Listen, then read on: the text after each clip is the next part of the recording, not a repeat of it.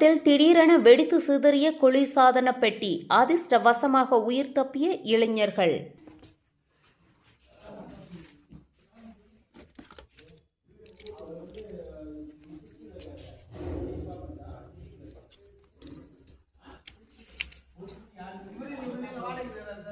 சென்னை தாம்பரம் அடுத்த முடிச்சூரில் வாடகை அறையில் இருந்த குளிர்சாதன பெட்டி திடீரென தீப்பற்றி வெடித்து சிதறியதால் பரபரப்பு ஏற்பட்டது. அறையில் தூங்கிக் கொண்டிருந்த 2 இளைஞர்கள் கரும் புகையை உணர்ந்து உடனே வெளியேறியதால் உயிர் தப்பினர்.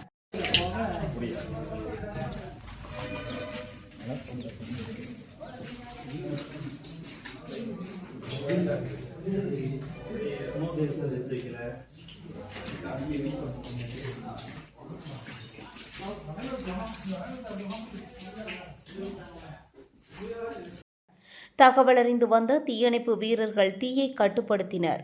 மின் கசிவு அல்லது தொழில்நுட்ப கோளாறே காரணமாக இருக்கலாம் என அதிகாரிகள் விசாரணை நடத்தி வருகின்றனர். வேதா நியூஸ் டைம் செய்திகளுக்காக செய்தியாளர் ரமேஷ்.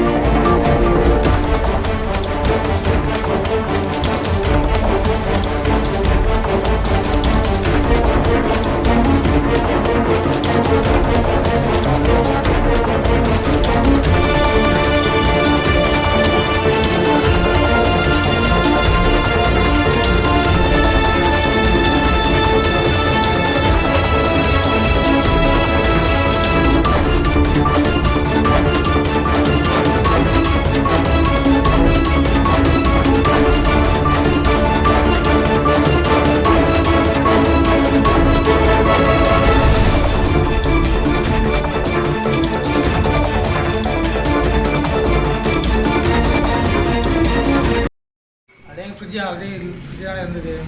சரஸ்வதி கிட்ட இருக்காங்க. அப்படியே 1.5 மாதமாக அப்படி தான் இருந்துச்சு. இப்போ தான் சரஸ்வதி கிட்ட இருக்குது. திடீர்னு ஃபயராக இருக்கும். நாங்களே உள்ளே தூங்கிட்டு இருந்தோம். வந்து எட்டி பார்க்கும்போது தான் எங்களுக்கே தெரிஞ்சுது இந்த மாதிரி ஃபயர் ஆகிருக்குங்கிறது. ஃபுல்லாக புகையாக இருந்திருக்கு. ஓகே. இங்கேருந்து தண்ணி ஊற்ற அமைக்கும் பார்த்தோம். தண்ணி ஊற்றும் போதே பக்கம் வெடிச்சிருச்சு. ஸோ அதனால் நாங்கள் என்ன பண்ணுறது, அப்படியே ஸ்டாப் பண்ணிட்டு இந்த பக்கம் வந்துட்டோம். அதுக்கப்புறம் போலீஸ்க்கும் ஃபயர் இன்ஜினுக்கு கால் பண்ணி சொன்னோம். அதுக்கப்புறம் அவங்க வந்து பார்த்துட்டு அதுக்கப்புறம் அனுப்பிச்சிட்டு அதுக்கப்புறம் போயிருந்தாங்க.